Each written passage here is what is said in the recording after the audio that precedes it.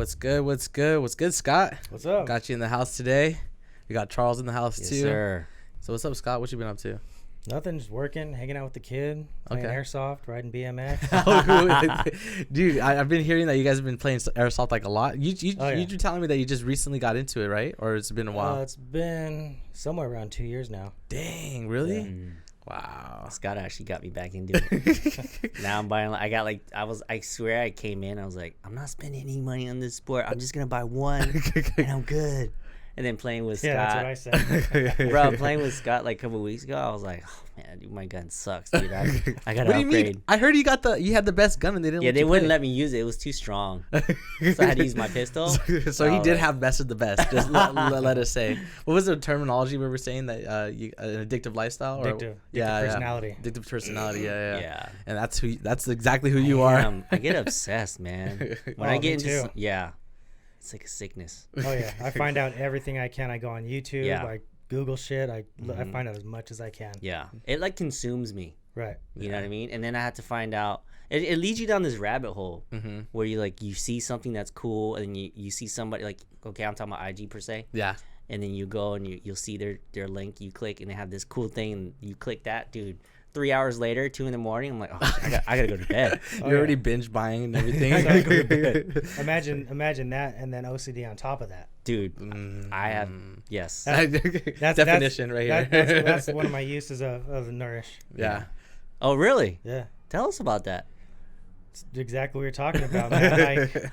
I can't. My brain doesn't slow down, and if it's something that I'm really into, it just the wheels keep spinning. Yeah. Over and over and over. Like when I was building those cabinets for you guys. Yeah. I was just gonna bring that up. I finished at like one of the nights was like 4 a.m, and I was waiting for the glue to dry, and I almost couldn't sleep. I just wanted to go like in my head. You know what I mean? I'm tired. It's 4 a.m. Yeah. And I'm laying there and I take a hit of the the nurse, CBD. yeah. The nurse pen. Yeah. Well, I double fist. I do Flurish and the nurse at the same time. That's pretty dope. Yeah. But yeah, I'm sitting there and I'm thinking like, fuck, I could probably get a blow dryer and just put the blow dryer on it to help speed up the process. Because like I said, like once I start a project, I can't stop. Yeah, I think that's how I am too. Yeah. I'm not sure if that's how Josh is. I have a hint of maybe that's how you are. Yeah, I think like even when I'm doing like a video project, as soon as I go and I shoot it, I have to knock it out right away because I'm so excited about the project. That's what it's the excitement, right? Yeah, because it's such a good feeling as soon as you go and you shoot something, and after you can see the whole entire project just come together, it's just it's an amazing feeling, you know, because like. It's an accomplishment too because you don't want to sit on that content. No, you don't. You feel me? And then once you finish it, it's just like, damn, this is what we were able to put together.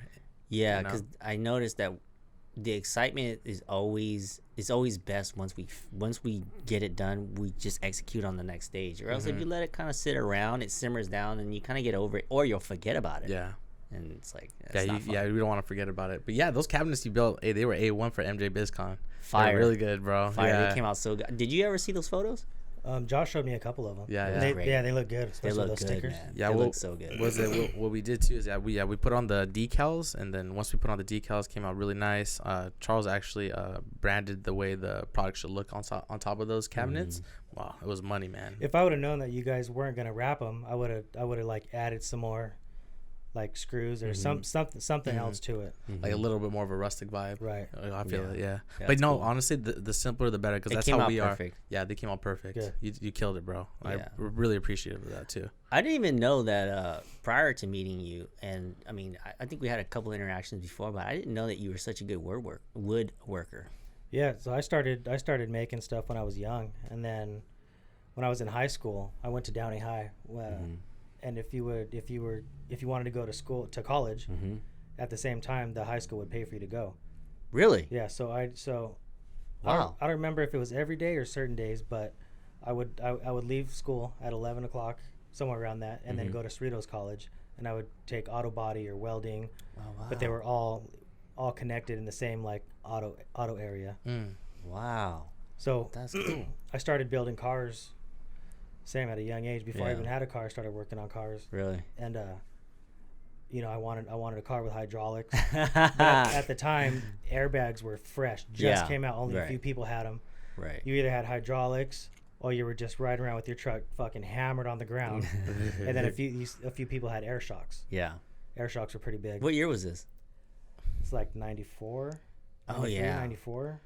Dude, that's crazy. I remember when I was young too, I would see cars like that on the TV. I was like, damn, I want hydraulics. And my mom would always tell me, that's so ghetto. Don't do that, mijo. Right? And I wanted the spinners too for a while. I was like, maybe that's over pushing it. But man, spinners. Yeah, I don't know why I was into funny. That. But I mean, now it's just like, not really, but like dropping your car low, doing all that. It's just like, that's just what you do, you know? Yeah. I remember. So I used to work for Dub Magazine.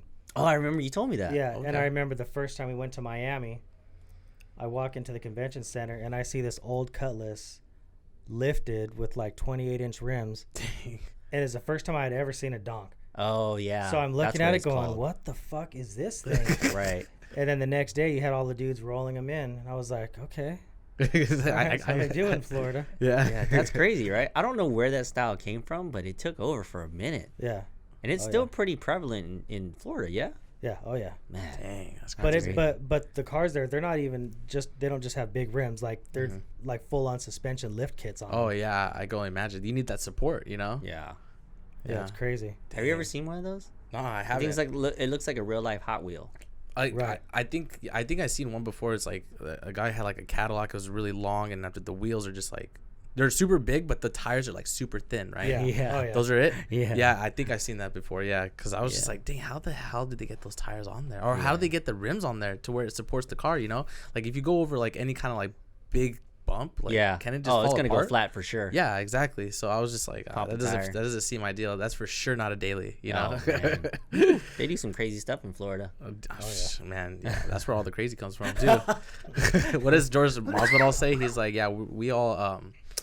no, he doesn't say. Oh yeah, we all Street scums. Jesus? Yeah, Street Jesus. He says, oh yeah, we scums. Or yeah, something I don't even like know that. what that means. I don't even know what that means either. Either you're savage, you're scum. But yeah, he says we're scums or some shit like that. I might be using the wrong terminology. So no disrespect to Miami. Shout out to Florida. What's up, Miami? 305.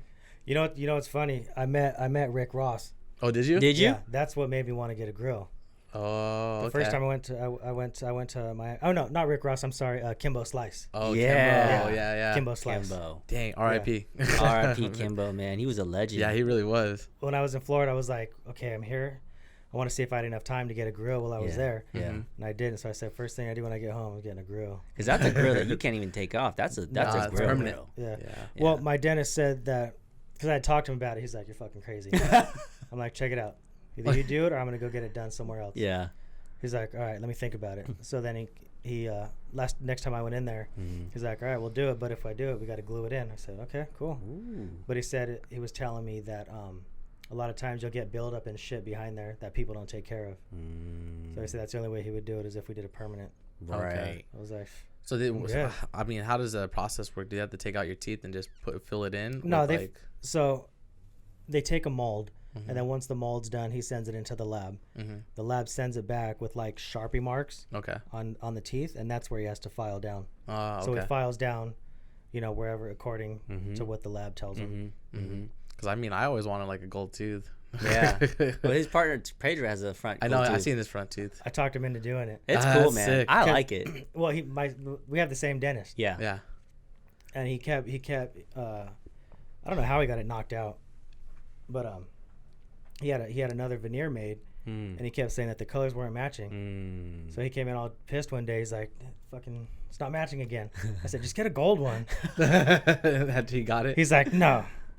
And then when he came back to the office that day, he had a gold one. Yeah, did he tell you though? Did he tell you? He just showed up with it. Yeah. That's funny. That's pretty funny, man. Sneaky bastard. Yeah, that's pretty funny. Pedro's one of the nicest dudes I've ever met, and he's got mad style too. Yeah, he does. Yeah, when he comes in, we'll talk about how we met. But he's an awesome dude, man. Yeah, even just like interacting with him, he's just like super lovable guy. He is. Yeah. He is. He's like a gentle guy. Mm-hmm. Yeah, but I mean, I was kind of intimidated the first time I met him because he has this look. Because he can have a RBF face for sure. Yeah. No, that's the unibrow. Even Scott had that too, though. Dude, Scott for sure is intimidating. That's when you start hearing really? Scott. Yeah, I was intimidated by you as soon as I met you. I was like, I don't know what the vibe is gonna be, but because Scott kind of looks like a low key cholo. Yeah, but he's like one of the nicest dudes I've ever met. Yeah, as soon as I started conversing with you, I was like, man, this is again. Yeah. Well, I grew up in L.A. in Norwalk. You know what I mean? So I Yeah, grew yeah. around. There was, you know, in the mid '90s, you know, like everybody was gangbanging back then, and so I grew up around it. My friends, all my friends' families, a lot of them, you know, were gangsters. But I started skateboarding, so that's where you get like cut off dickies, Right. and, Yeah. you know. Yeah. And I learned a lot from skateboarding. Yeah. That's good. You know, different. It really opened me up to music. You know, my dad would wake up at 4 a.m. every day to bumping K Earth 101, and I could hear it through the wall. So I grew up listening to that, and then he listened to a lot of jazz. Nice. And then my mom listened to a lot of like classic rock. Yeah. Oh, that's awesome. And then when I started watching skate videos, you know, it showed me a lot of underground hip hop and punk. Yeah. You know, Yeah. those two go Yeah, hand in hand with hand. skateboarding. Yeah. For sure. Yeah. Well, I mean, that's a pretty diverse palette of music, man. I don't know very many people who actually have that type of diversity in their music catalog. I mean, I'm one of them. I've told my friends that I actually listen to country, but I listen to like that gangster dirty country, like that real racist shit. Yeah, like Johnny Rebel. Yep, and Hank. That's what I like. The outlaw country. Yeah, outlaw. Like That's what it's called. Hank Williams. Hank Williams. Yeah. The second or the third or whatever. All of them. They're all Yeah, good. Yeah, That's like country all music. good. That was just like. it's country music, but it's like dirty. It's country. not. It's not like the new stuff. No. You know, Okay. it's like Johnny Cash. Okay. feel Yeah. to it. Oh, okay. Yeah. Yeah. Johnny Cash. Yeah. Yeah. Johnny Cash, I would almost say is like mild compared to the guys we're talking about. Oh, for sure. dang. yeah, because Really? the guys we're talking about Oh, are yeah. like, dude. For you guys listening out there, just go ahead in your Spotify, look up Hank. I'm sorry, what was his name again? Hank Williams, Hank Williams. second or the third or first, whatever. 1, 2, and 3. They're all good. Dude, Dang. put that in and you'll know what I'm talking I'll probably about. have to put that in when I'm like driving home one day. Yeah. Just like listen to it. Super random. Dang. Yeah, that is pretty random. That's awesome to know. Yeah, I mean, I think music is a reflection of your outlook in life, in a sense, because I've met people who listen only to R&B. And they don't listen to anything else. They only listen to R&B. I'm like, well, how can you live your life like that? You know, are you open to other things, other sounds, other experiences? Yeah. And then I'll meet somebody who, like Scott, who Yeah. listens to a bunch of things, and it shows. You know, I mean, he can look one way, but his personality is another way. I mean, he's not only a great woodworker, but I mean, you're a master barber. Yeah. You know what I mean? Yeah. Like, it's someone who looks at you is like, master barber, that's random, right? Building cars, yeah, that makes sense. Oh yeah. He looks like he can build some cars. But barbers now have that look too now. That's true. Right. right. Because like because even when I It's look almost at like a barber standard now. Yeah, You to know? be all flamed up. There's speaking of American Barbershop, which is down the street. There's a guy there. I'm sure you know him, but he's got tattoos on his head. Yeah, And he split his tongue. Right. Man, he's intense. I He's know. intense. Yeah, I wonder those what guys are all cool guys. Yeah, he's super AJ, cool. AJ's my boy. AJ's Yeah. he's the AJ, shit. Yeah, AJ's our boy. Yeah. Yeah. But that like if you didn't know that guy that I'm talking about, he's super intense, man. Was it like Yeah. you'd be super intimidated as soon as you see him? Yeah, I'm sure he's a super nice guy. I'm sure he Yeah. is. You know. I wonder what makes like what's the idea behind like getting your tongue split? Like just to have I it? mean, ask Scott, man. What do you think?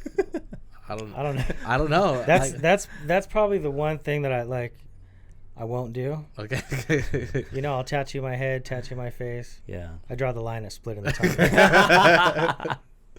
The head and the face is still pretty gnarly though, because I tell people you can't go back from your hands, obviously your neck, and definitely your face. Those are the job stoppers. Yeah. for sure. Well, but you know the thing that pisses me off about that.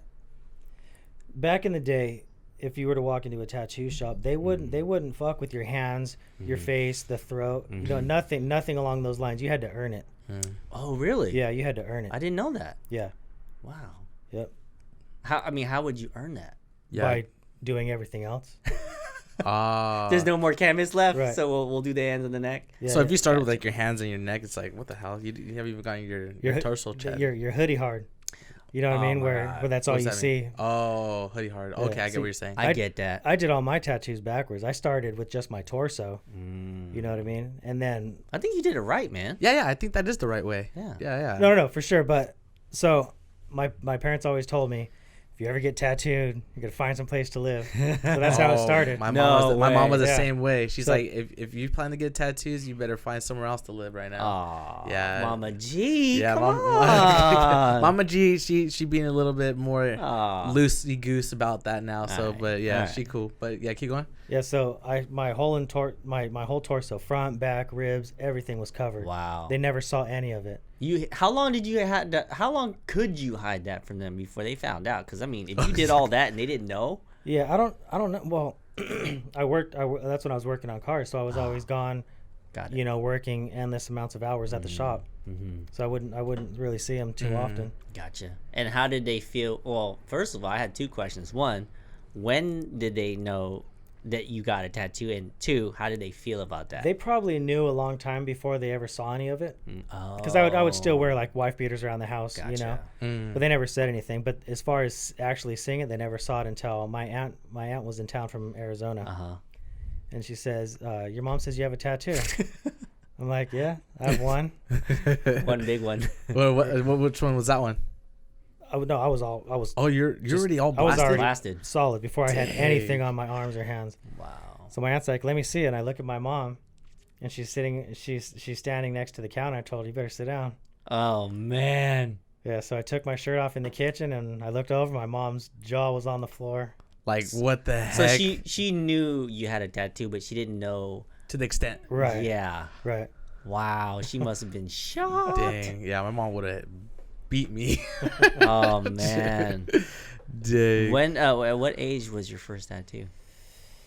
I think it was just before it was either just before or just after I turned 18. Mm. It was just That's after. actually It was pretty just young, after. yeah. Yeah, I started.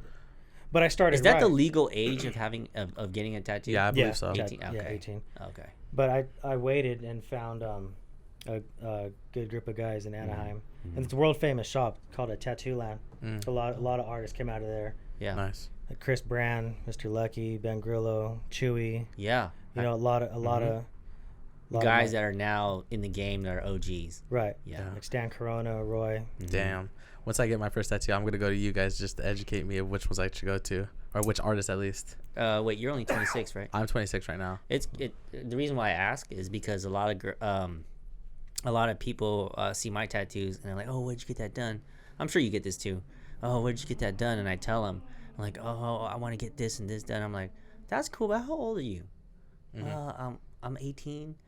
I'm like, the most and the best advice I can give anybody about tattoos is like, all right, just give yourself a couple of years and think about what you want now, and then give yourself a couple of years and then ask yourself, would you want that again?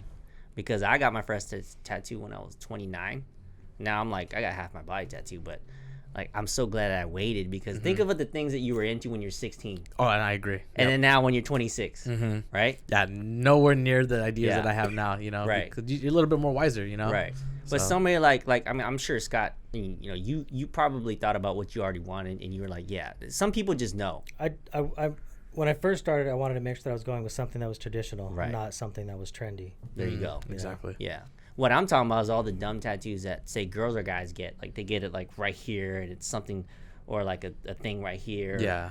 And it's playful or it's cute, but then when you're 30, Yeah. is that still cute? You know what I No. mean? Yeah, I get you. Yeah, so I mean, I always tell people it's better to wait and to really get your life going and let your personality kind of come out, and then get a tattoo, because I'm sure by then you'll know what you want, you'll love it. Yeah, I believe that. Yeah. What age would you recommend someone to get their first tattoo? I mean, Scott did it when he was 18. Yeah, I did it when 18. I was 29. I mean, that's almost 11-year difference, right?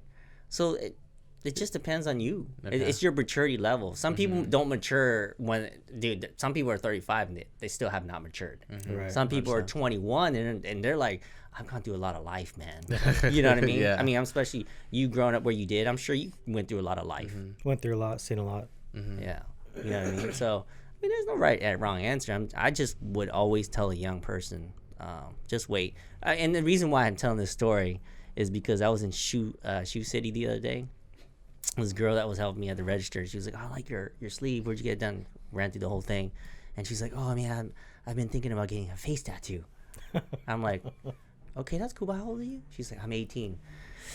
I was like, listen, I'm sure it's dope, but you probably want to start with something small, and then just give it a couple years before you get that face tattoo. You know what I'm saying? So Yeah. I think it's the music too, man. Yeah. A lot of these artists, rap, rock, or whatever, Right. are just tattooing their face. Yeah. Straight to the face. They're skipping everything else. They're just going straight for the face. Get the arms, do the hands, and Yeah. the face. They're not even trying to go hoodie hard. They're just going straight face hard. Yeah, I don't get that. Yeah, I don't understand it I either. don't get that, man. Tattoos is a funny thing, though. I meet a lot of crazy people with tattoos. I mean, I have a lot of respect for people like blasted like you guys, to where it's like, dang, you guys went under the needle for a long. You have amount like of a time. bodysuit, right? Right. Well, Wow. for me, the thing was like, that's my form of release. Right. You know, it's therapeutic for me. Like the constant hum of the machine. Mm-hmm. It puts me to sleep. No way. Yeah. Wow. That's crazy. Did you have any part of your body that was painful that you were just like, ugh? The jawline was pretty bad. In between the fingers, like the webbing, Oh man. that and butt hurts. The butt, yeah. Yeah. I have a little bit of a tattoo that did. Yeah, that. butt hurts, especially like when they're going into like the top of your butt crack. Yeah. It just felt like a fucking jackhammer. Yeah. But it's a different type of pain though. Like I almost, like you said, therapeutic. I almost enjoy it. I'm weird. I must be a psycho. No, I get it. You know what I mean? They say women are crazy, but men are psycho. So I almost like meditate, and I didn't know I could meditate and didn't know that I was meditating, but soon after I started getting tattooed, I had an appointment with one of my tattoo guys, Chris Brand and Mr. Lucky, and they both tattooed my back at the I same remember time you said that. at a Wow. tattoo Listen show to in this is a Pomona. crazy story. All right, tell me.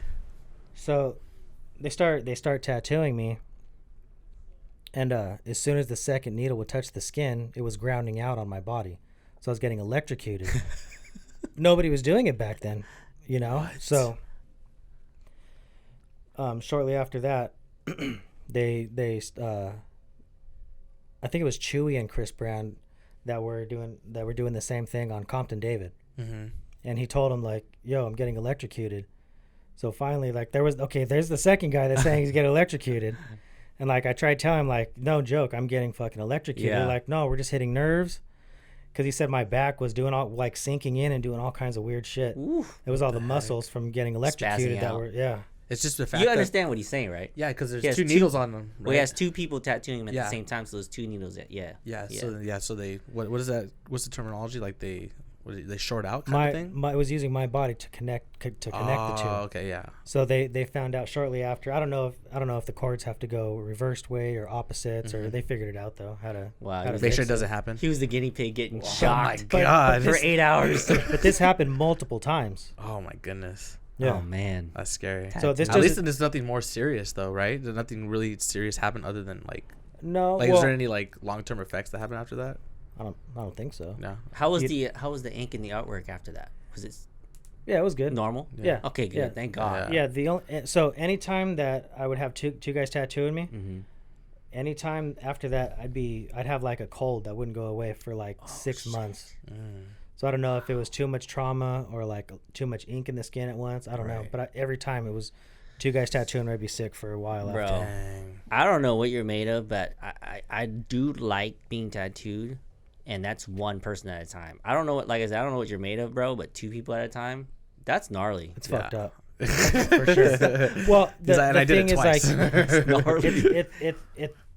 it's hard to do it because the one side of me is saying, okay, you know, just take it in, because the first 10 minutes or so, like, you feel the pain, and then as long as you don't tense up and you just accept the pain, you can literally feel it go away, like within minutes. Yeah. The pain starts to get less and less, and then you start focusing on the hum of the machine, and then by then I'm knocked out. That's so crazy. You knock out. That's so crazy. But That is crazy. but when you get a second needle on you, it's almost like your brain, it's too much for your brain to comprehend what's going on. So you just like pass out kind of thing. No, God, no. Not, Like, not when you I got would two people imagine on you you. tense Oh up. man. Yeah, and that's the thing. It's hard to relax when you've got two needles on you. And then if they're doing, you know, like a 35, if they're lining you with like filling in with the 35, you know, Dang. that's 70 needles going however many times. You're crazy, man. How long did you sit in that session? I want to say that the very first session was probably like 5-6 hours. Wow. Being shocked for 5 or 6 hours straight, dude. I can't even imagine. Dude, that's pretty gangster. It's gangster. Yeah, That's pretty gangster. I don't know. That's scary for me too, though. I'm just like, dang, yeah. how do you do that? Yeah. That's like a different kind of pain tolerance, bro. That's next level. I give you It props, is. bro. It is. Shoot. I've actually jokingly, well, half serious, told my girl that she went to go get her blood drawn the other day, and I remember when I used to get my blood drawn, I hate it. I said I would rather get tattooed than get my blood drawn. So that gives you any preference? Yeah. Not preference, but gives you any idea of kind of the feeling or the anxiety going into it. Yeah. I had my blood drawn a while ago, not too long, maybe a year or so, and the lady there was so good. Oh, really? Yeah, I had Yeah. when my kid was on the You're side lucky. watching, You're lucky. and I was talking to him and didn't even Yeah. know that she had finished. You're lucky, because I've had a chick who was brand new poke me 3 times because she was brand new, and I was like, I had to tell her like to stop. Please get the doctor to come and do this. She had poked me 3. I was like, Yeah, my Oh, dad, man. he'd be donating platelets and blood at the Red Cross, and he would always come back with like his with the wrap that they give you. But then after one day, he's like, man, because he's been doing it for so long, he's like, man, this girl fucked me up. Look at my arm. It looked like he's like been on a heroin He was addict for doing like drugs. 2 years and shit. But after my he's like, dude, she didn't know what she was doing. And after poking the wrong vein. yeah, exactly. poking the So wrong that's part. there's people out there that don't know what the fuck they're doing. That's what I'm sometimes, afraid you know? of, dude. Yeah, I'd rather get tattooed, man. yeah, I feel it. Serious, man. The only needles that I ever like encountered while growing up is like whenever I cut myself, you know, like I cut myself here, just like by playing, and after I cut my knee, and after them just putting the needle just to numb the pain so that they could put stitches. But that's pretty much it. Yeah, You know, yeah, but for nothing sure. compared to like, damn, 2 needles on my back, getting electrocuted type shit. Do you have any more canvas to tattoo? Like little filler places, like around my kneecaps, but just little stuff now. Yeah, but you're chilling, right? You're not like, I want to cover that right now. No, whenever, Yeah. right? Yeah. A lot of my tattooers are like family, Oh, right. so I like to wait a little bit between that. We got stuff to catch up on. Makes sense. Okay, cool. It makes sense, man. Yeah. My tattoo artist, we have like this weird spiritual relationship. It's always like my temple because it's one-on-one. I go to June, and he has a really dope studio. It's kind of like underground. Kind of you go down these stairs, and every time I come there, it's the process has become this spiritual process where like I know once I sit down, it's just different. I don't know if it's like that with anybody else, but it's just different. And then we have a conversation. Well, that's part of it. You know what I Yeah. mean? You gotta. That's how you know that's the right dude for you. Yeah. Yeah. Like by default, kind of like how you're a barber and I'm sure you talk to clients and you now become your friends. Right. And you get to see each other and you get to catch up and it's just like, it's that time. Right. I mean, with me and June, it's the same. Like what you said, it's like, it's part of the process. We become by default good friends because, I mean, we spend 8, 10 hours, 12 hours sometimes in the chair. Yep. And you can't just sit there and not say, not say Not anything. talk to each other. Yeah. Tattooing is almost to me it's a spiritual process in the sense where he's tattooing me, yes, in ink, but the energy flow is different.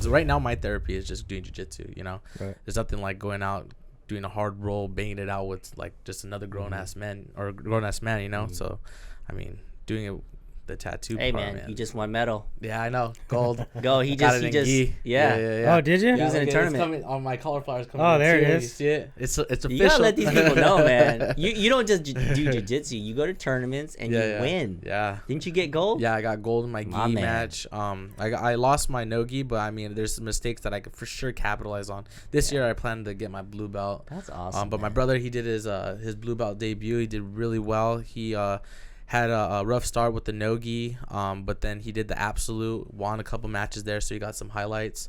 Then he did this gi match. His gi match was pretty gnarly because he had a win. He had a bye, but he had to win 3 in a row.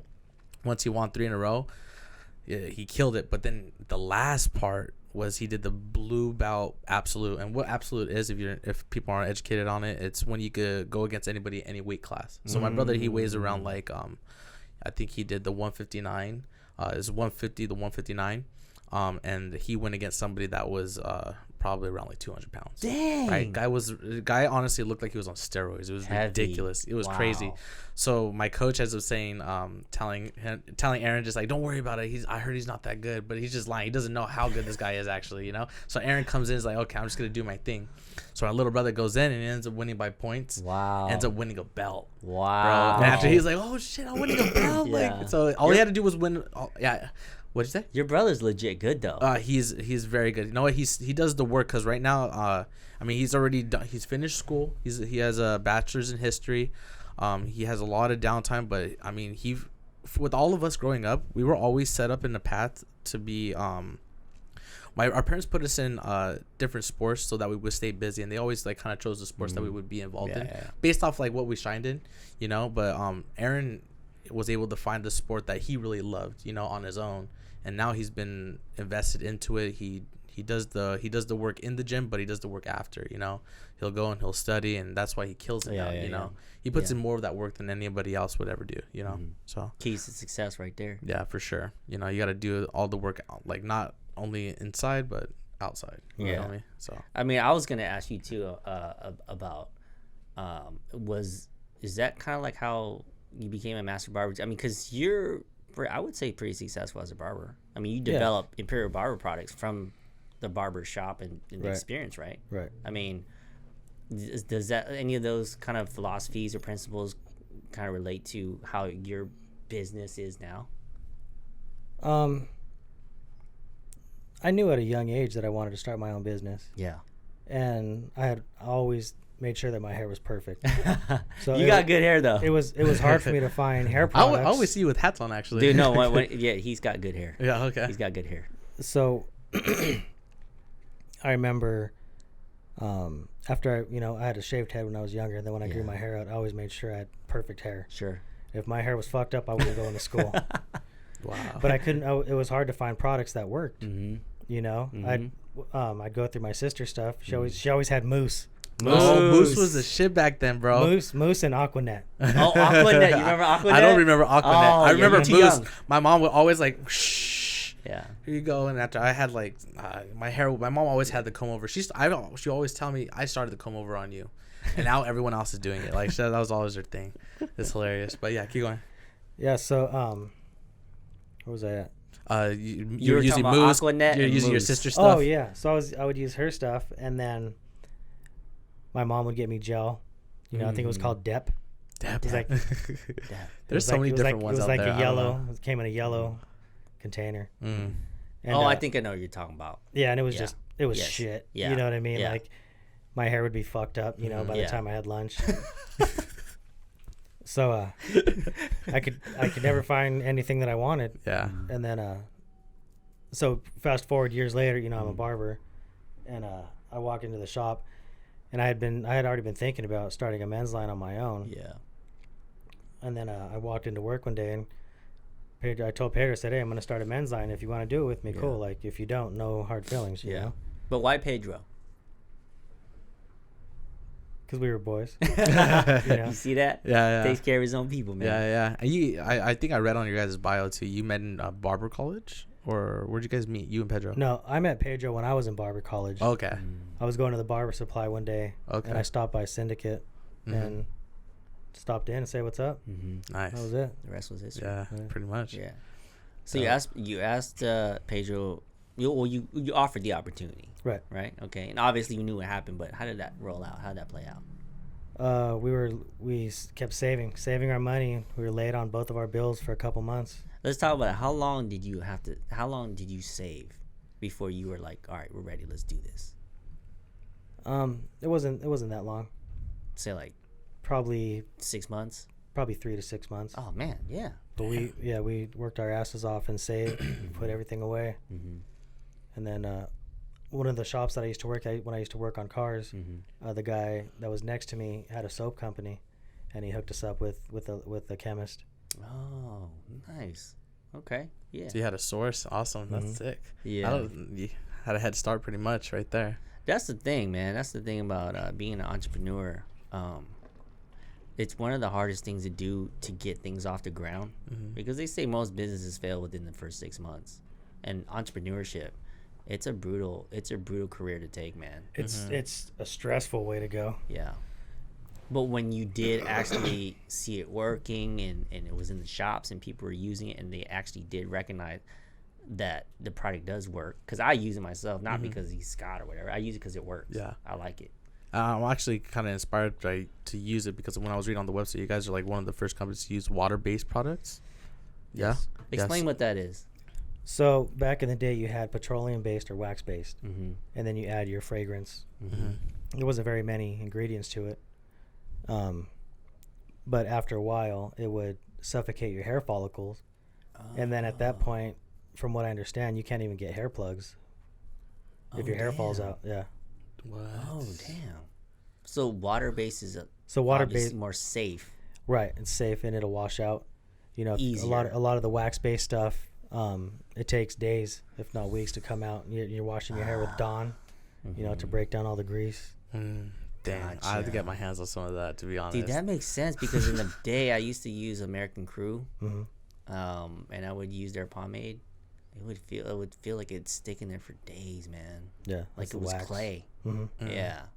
I remember my dad used to get. I mean, growing up, I feel like we were always trying to like find like the perfect product too, but I always just settled. You know, I wasn't really too picky. But I mean, now I'm gonna be picky because like the boy has Imperial hair products. That's actually really good product. Yeah. So then, my dad would get this orange can.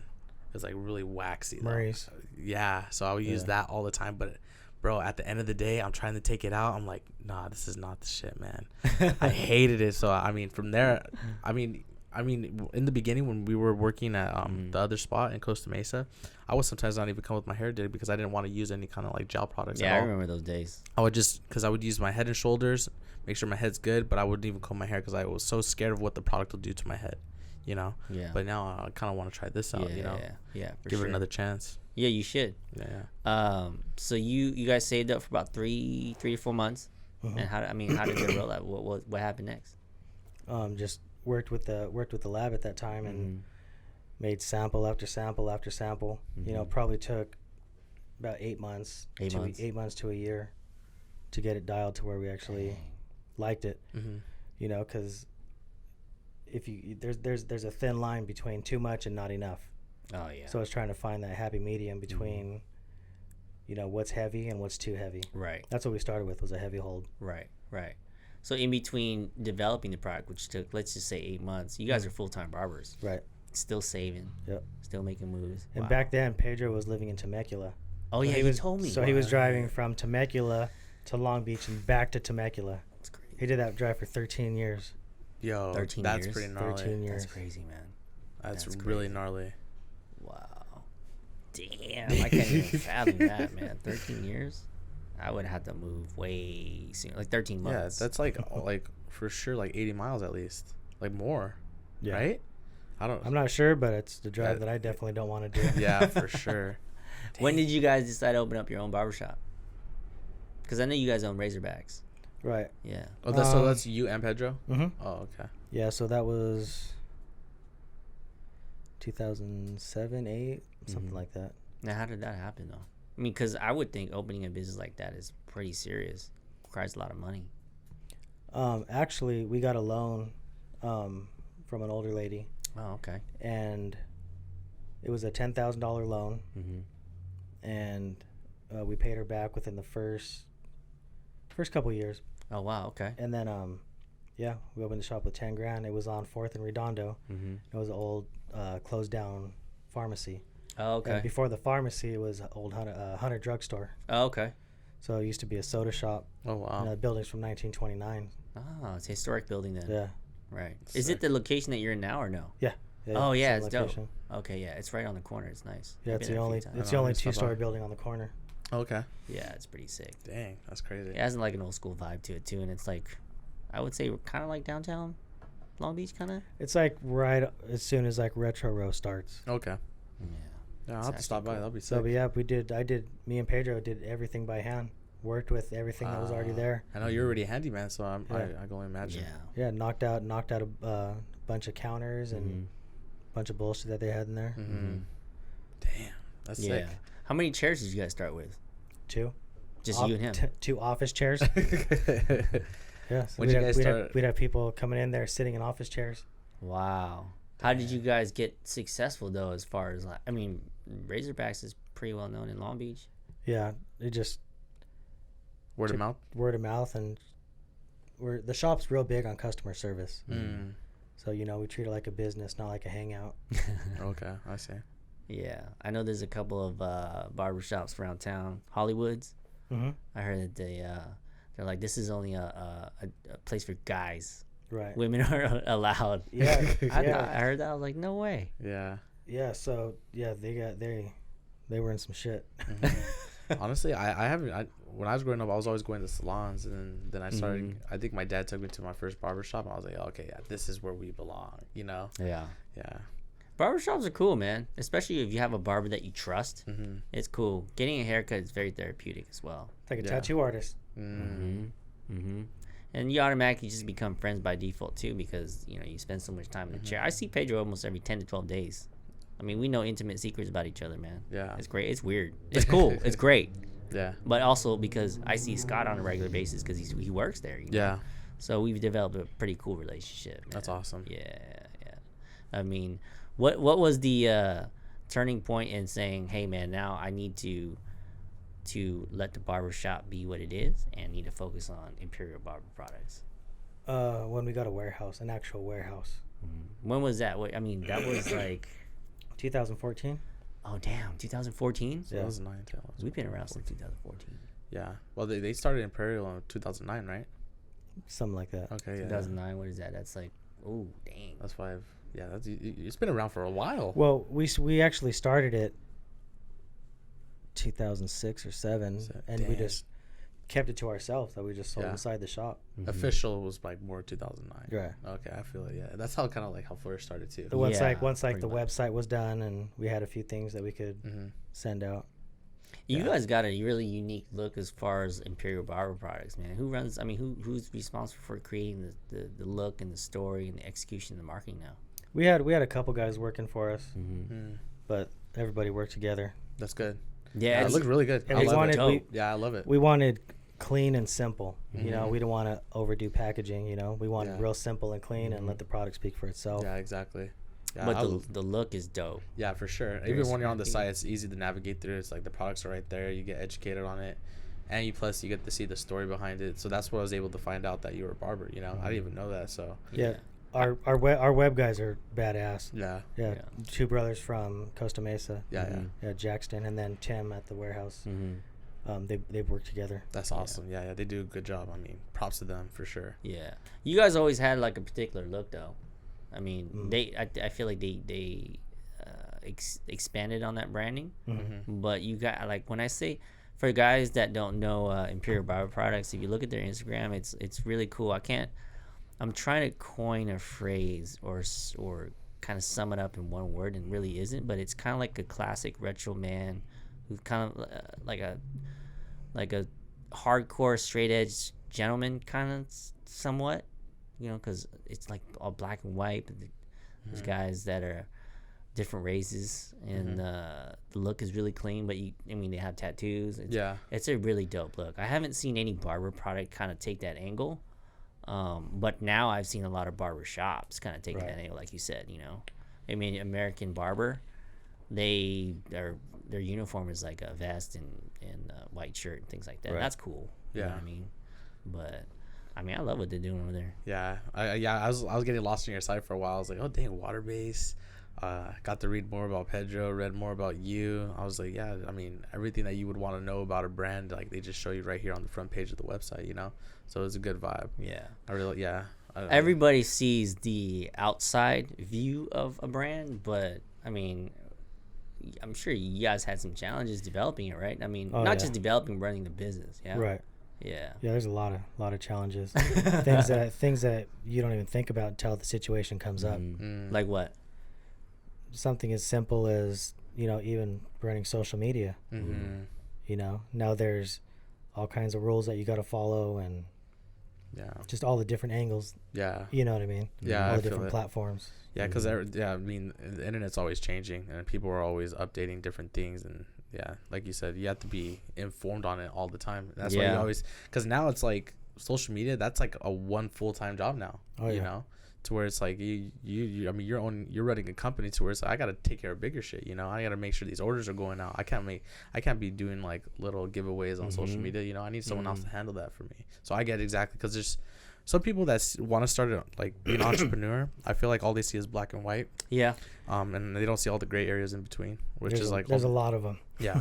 Yeah. Exactly. There's a lot of them. Yeah. A lot of them. And like you said, until that obstacle comes in, it's like, fuck, man, what am I gonna do? You know. I mean, we're not even talking about personnel challenges. You know, there's plenty of people, I've said it before, that have come and gone.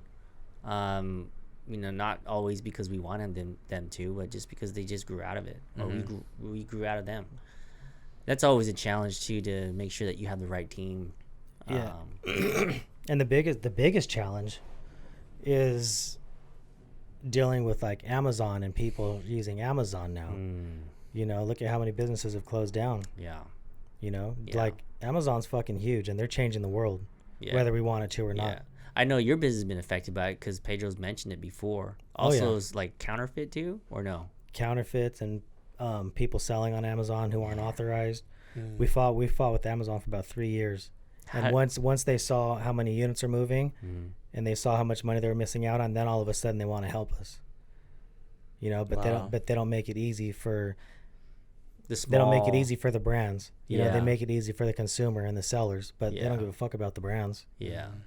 I feel like that's even it happened with Barnes & Noble. I don't know if they're still around. Maybe they are. But when they first came on scene, they opened up a bunch of bookstores, and they shut down a lot of the mom and pops, where they're like rare books or things that you could find in your town or your city. And now Amazon's basically taking that model and said, we're going to digitize this shit. Well, not only that, they force you to work with them.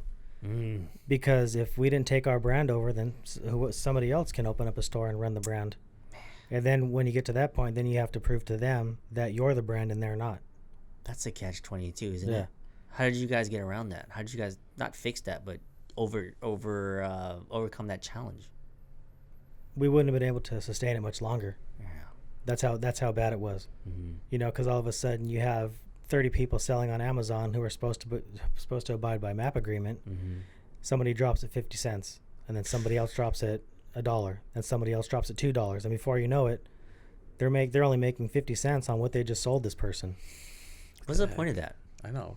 What is margin? Because it hurts the brand, yeah, and it hurts them because they're not making margins. What's the point of that? I don't know. It's stupid. Yeah. So now, where do you guys have your relationship with Amazon? So now we're good with Amazon, but we only have 2 or 3 people that are allowed to sell on Amazon. Oh, okay. Any other people? But we got invited to the luxury category. Oh. So you can't even apply to it. You have to be invited. Really? Yeah. I had known nothing about Amazon. That's a win. Yeah. Yeah, it's a win. I mean, you guys just kind of stuck through it, fought the battles for 3 years. Yeah. It did hurt your business, yeah? Absolutely. Dude. Absolutely. Dude. And then we have people that were sellers calling us pissed off, you know, telling us that there's somebody who's undercutting, but then they don't want to tell you who they are. So what did they expect you to do about it then? They want us to fix it, but don't want to help us fix it.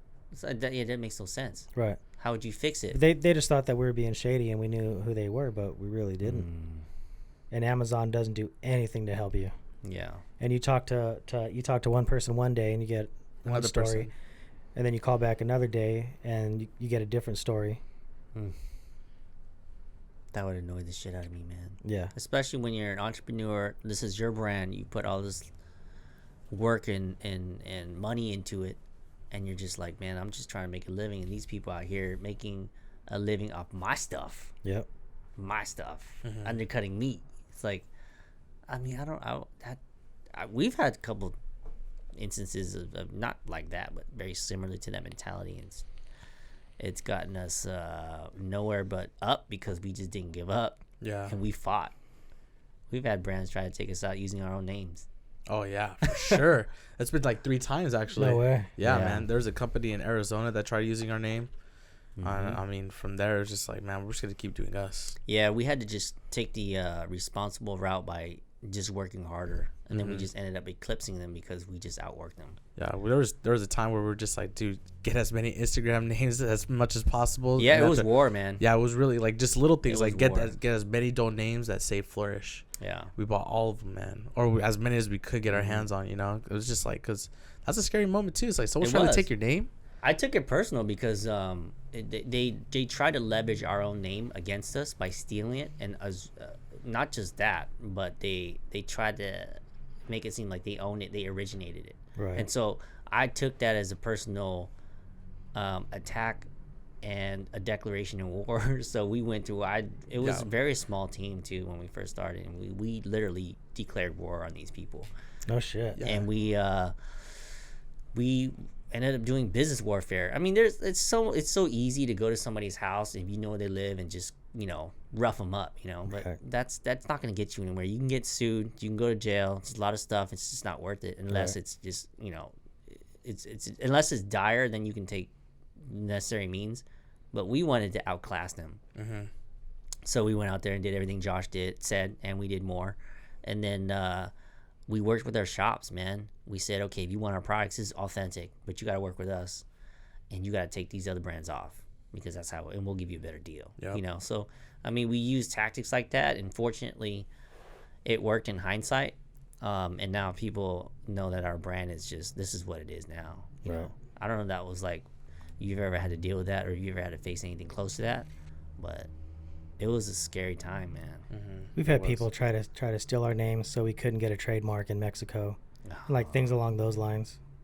That's like almost the same, bro. That pissed me off. Yeah, but the story goes deeper than that too, because when we first did our first event at High Times, I guess the person that actually stole our name seen our booth at High Times and liked our name. No way. Yeah, they actually talked to us. Yeah. Mm-hmm. Oh, shit. And after they stole our name, and it's just like, damn, man. Once we found out who he was, we recognized that person. Yep. Right?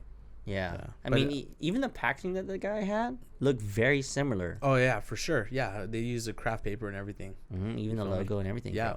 It was just fucked up, you know? Yeah, it was fucked up, man. Because it's like all this work that, like, because I mean, I wasn't part of that branding team yet, but the work that you guys put in, which are these proofs that are up here, I mean, that was a lot of passion put into that, you know? And someone's basically taking whatever you put into it and using it for their own, you know? Right. Yeah. That's not the way you do shit. Yeah, then that's just the nature of the business, you know. When people see you're doing well, obviously you're gonna have people who hate on you. But hate and love is the same emotion. I was having a conversation with my friend today. Hate and love comes from the same emotion. It carries the same passion. It's the direction that you take it in that determines where you end up. And when you're starting out in business, I get it. You know, an entrepreneur who's struggling, who's like, man, I just got to get a win. If these guys over here, they're doing well, they're not covering all their bases, okay, let me just see if I can slip in, snake something out, and just use it for myself. I get that, but it's not right. No way can you slice, no matter how you slice it and dice it, it's just not right. I mean, it because I almost see it as like we're in the same race, you know. I can either help you, or I can not help you and just let you do your thing. But in where I'm going with this is, I usually am one, if you ask, I will help.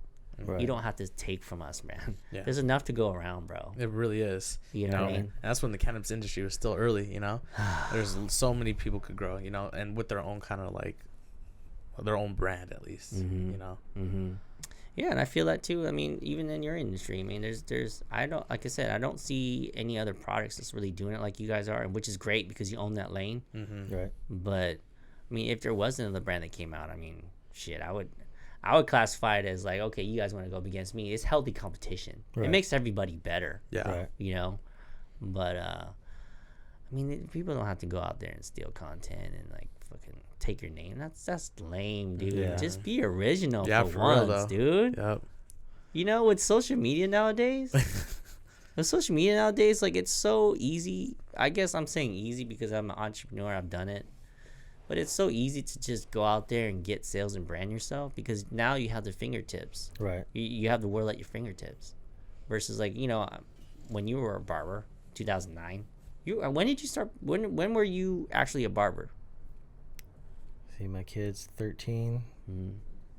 So probably about 13, 13 years ago or so. I would say 13 years ago, there wasn't very much social media. No, not at all. Right? Was there even, do you guys remember when MySpace or Friendster? You remember Friendster? I don't think you I remember MySpace. When did that come out? That came out. MySpace was big when I was in in middle school. I remember using it a lot in 7th grade. I was probably in my early 20s. So would you say like 13 years ago there was probably MySpace? I think so, right? Yeah. But it was nothing like it is now. Like you couldn't use an iPhone and go on to social media and sell something. It was more door to door. It was like face to face, belly to belly. That was hard. To market your stuff, you had to use the traditional routes, get print ads, buy billboards, go to shows. Now shows are a scam. Right. They're there to make money too, bro. Yeah. We've never made money on the show. No. We almost made it a rule like we're not doing shows, events, or even like magazine ads. Right. Like, bro. But then at the shows, you have the guys who rent rooms and then go snipe the customers from the show and then take them back to their rooms. Yes. Yeah. Oh my God. The only ideal thing that you get from shows is like trying to extract emails from other people that are on the show. Yeah, it's a great place to network and to find like-minded people. I think not showing is better than not showing at a booth and just showing up and walking the show is better than nowadays. I think having a booth, especially if your brand is already well known, like people know that you're Imperial Barber Products, bro. You don't have to show. You can just walk the show. You'll see the same faces. That's the thing. You keep going to events, you see the same faces, the same people. Yep.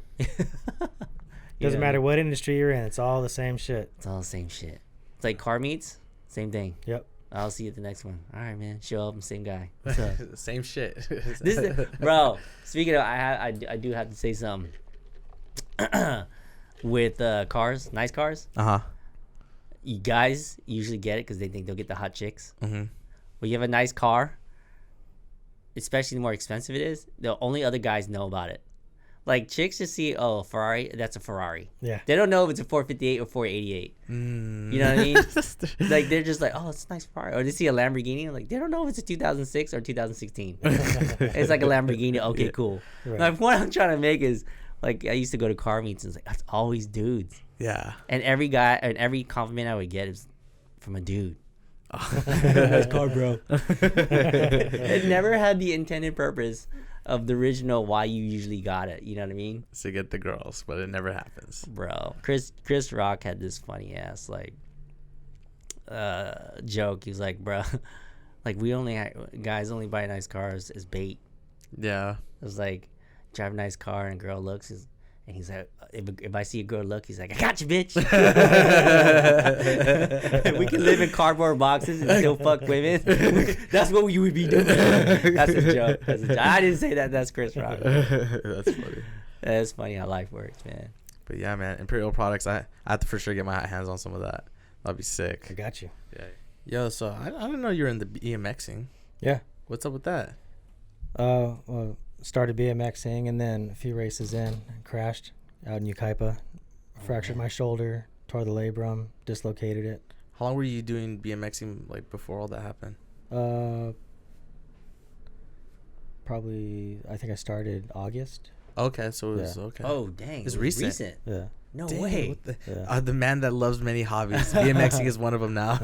How did you crash so hard though? Yucaipa's a fast track, and I was going down the rhythm section and lost it. Damn, did you go OTB? No. Over the bars? Oh yeah. Oh man, all that. Ooh, that's the worst. That's how I separated my shoulder last year. Yeah. Oh yeah, I remember that actually. Yeah. Ooh, man. Yeah, this guy had a sling though for a long time because he can't really do anything for the separated shoulder, huh? I mean, I had a grade 3, which is like borderline. Grade 3, grade 4 and 5. You definitely need to get surgery. Dang. So did you have to get surgery or anything? No. So you just where were you taking? They told me I got lucky. Oh man. But it's still, it happened February 24th of last year, so just over a year. Dang. Wow. How are you dealing with the pain?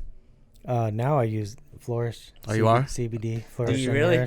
That's dope.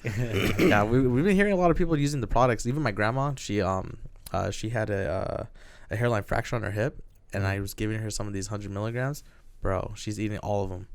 like it's replacing whatever she was taking beforehand. But I mean, they probably recommended you with some kind of like pills to take too, huh? Yeah, they gave me, I forgot what the first one was. Well, they gave me two. One was for swelling and inflammation, and the other one was for pain. But the pain one wasn't doing shit. So after about 2 prescriptions of the one that wasn't working, I told her, look, like I need something stronger. I need like Vicodins or Norcos. Wow. So she prescribed it to me, and then I didn't want to get hooked. Yeah. You know. Yeah. So that's when I started smoking weed. Oh yeah. Man, those opioids they're serious. Yeah. They make you constipated. They change the chemistry in your body. That's just not like, it's not natural. And just weird. over time, they just mess up your liver too, right? They do. Yeah, they're hard on your liver. Yeah. They're like, I don't know what it is with doctors nowadays, but they're just so quick to just write those prescriptions. Well, they're getting broke off by the pharmacy. Is that what it by is? By the companies, the manufacturers. I see. I always thought it was like they wrote these prescriptions so easily because they didn't want to really dive into how to help a patient. They're like, I'm just gonna prescribe you this so you don't feel any pain. It's probably that too. You know what I mean? Yeah, I think it's like a money pit or like a money game, pretty much. Money maker too. Yeah. Cash cow. Yeah, Yeah, pretty man. much. Yeah, Cash I didn't know what the right terminology to use. Yeah, but yeah. I just started You get my watching The Pharmacist on Netflix. Oh, really? I have not seen that. It's good. Is is it? it? Yeah, you It's should an check it out. ongoing show, or is it a movie? No, it's a show. It's a show. Okay. Yeah, Check it out. and it talks about this guy and how he started seeing all the kids addicted to pills coming into his place, Oh wow. and his son was killed. Mm. Yeah, that's ain't no joke, man. Yeah. Yeah. Opioids ain't no joke. Yeah, go to cannabis, man. All natural. I mean, even people in my family were just saying like, "Oh, is your grandma gonna get addicted?" It's like, no, it's all natural. Why do they still have this like thought inside of their head that like cannabis is still a drug? I don't know, man. You know? I mean, you tell me, how did you feel when you tried our products? I mean, because you've known about our products for years. I think I used to give it to you so you can give it to your mom. Yeah. Dude, I remember those days. Those are in the beginning. In the beginning when we were still making out of my house. Really? Yeah. Dang. I actually gave him the first time I gave it to him, it was in these little bags we got from Michael's. We didn't have packaging. I gave it to him and he gave it to his mom. Yeah. Big ass pyramids. I remember. Oh yeah, the big pyramids. Yep. Yeah, hey, those are hard to chow down. Now that we look at them, it's like, dang, how are we making these? You know? Yeah. Because it's a lot to eat. You know, and now that our gummies are a lot more smaller, we have a gem size, a lot easier to consume. Yeah. Yeah, but how? I mean, what is your feedback on those gummies? Well, I think it helps more with just the pain. Yeah. You know, the anxiety, Yeah. stress. Yeah. Does it allow you to go to sleep easier? Oh, I sleep like a baby now. That's and awesome. and you know what's funny is I remember not my first time smoking weed, but the first time smoking after I got injured, because I'd never smoked weed. And I remember after taking the first hit, my body like relaxing, like Yeah. Was able to relax. Yeah. Less tense. I get That's it, awesome. man. Damn. We get so many stories of people emailing us or meeting us at our CADs. I'm just like, man, appreciate it, man. You guys are dope. Yeah, super thankful that we're still around, man. It was not an easy road to be around still. Oh, I'm sure. No. Yeah. And I always get taken back by strangers telling me, let alone my friends telling me that it works for them. I always get taken back because it's just like so humbling, man. You know what cannabis could really do. Yeah. You know. It's crazy. Yeah, even Big Will's on here. I didn't really talk to him too much, but he was just saying that you know, after his tragic event with his son, what helped him cope was cannabis. And I was like, what? That's crazy. Yeah, I mean, you could do wonders too. Because I mean, even my little brother, he was having trouble sleeping. He doesn't drink, doesn't do nothing. You know, all he does is just jujitsu and just learn. He's like, he just wants more knowledge of anything that he's really into. But he's like, man, I can't sleep. I'm sore. Man, can I get some of the CBD? So yeah, I give you some CBD. CBD helped with the inflammation of everything that's going on, like with his joints. But he said, I just needed something that really knocked me out so I could go to sleep. And I really don't want to take like any he was gonna try melatonin, but it was giving him headaches. So he took a half of a 10 milligram, which is a 5 milligram, knocked out like a baby. He said he loved it. He said, I woke up and I was ready for the next day. Yeah, I was like, that's awesome. And that's someone that's never used cannabis ever, you know. And it helps a lot with my migraines. Oh, that's good. Yeah. Oh yeah, that's right. You have some serious migraines. Huh? Yeah. I mean, was that always been like as a child, or? I still remember the first migraine I got. Mm-hmm. I stayed home from school that day, and I remember sitting in the back of my dad's '83 Cutlass, laid out on the back seat. Mm-hmm. Yeah, I was getting a haircut one time at your old office, and Pedro had mentioned that you get such bad migraines that you lay under your desk because it's dark. Yeah. I was like, oh shit, is that bad? Well, even at the barber shop, the room in the back, the concrete floors are really cold back there. Mm-hmm. So at the barber shop, if I knew I was getting a migraine, I'd take in a leave, and then I'd lay down a bunch of towels in the back on the cold concrete. Right. With the hot towel on covering my eyes. Cool your body down. Yeah. Yeah. Psh, makes sense, man. Damn. Grab a stack of towels to lay my head on the ground. Man. Damn. Yeah. Migraines are real, man. Even my mom be getting migraines like crazy too. After she comes home from school, she's like, dang, I got a headache. She has to take a nap as soon as she gets back home. Yeah. You know? She wants to use cannabis, but I don't think her work will allow her to, you know, so because you never know, you feel me? Yeah. So, yeah. In fact, growing up, the bedroom at my mom's house, I had black vinyl on the windows so you couldn't see through. Oh, wow. There was 2 sets of blackout curtains, so the room would be pitch black. Oh, wow. Yeah. Wow. That's some serious migraines. Yeah. Man, well, we do appreciate the support that you give us, man, and you coming through and just like, you know, being a champ. I know you're not used to this, but yeah, I appreciate it, man. Yeah, I appreciate you guys having me on. Yeah, for absolutely. sure, man. For sure. This was fun. Awesome. Yeah, we'll run it back soon. Yeah, get you and Pedro on. That'll be dope. Yeah. We'll have 4 setups. We'll try to get 4 setups in here. That'll be sick. Yeah. All right, cool.